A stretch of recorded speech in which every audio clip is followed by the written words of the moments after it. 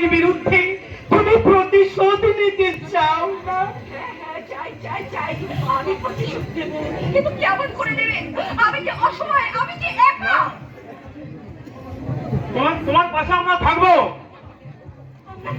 তোমরা কারা? আমরা সেই শৈবাল গাঙ্গুলির ষড়যন্ত্রের শিকার। তার মানে জানোয়ারটা যেমন তোমার জীবন নষ্ট করে দিয়েছে গো, তেমনি চাকরি দেবার নাম করে আমাদেরকেও যেতে পাপের পথে নামিয়েছে। বিশ্বাস করি না, তোমাদের একটা কথা আমি বিশ্বাস করি না। তোমাকে করতেই হবে।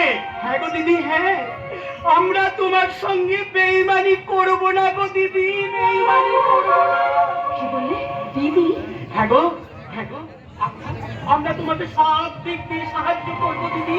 তুমি আর একা নেই দিদি, তুমি আর একা নেই। আমরা এই রাধাকান্ত তোমাকে সব দিক দিয়ে সাহায্য করবো।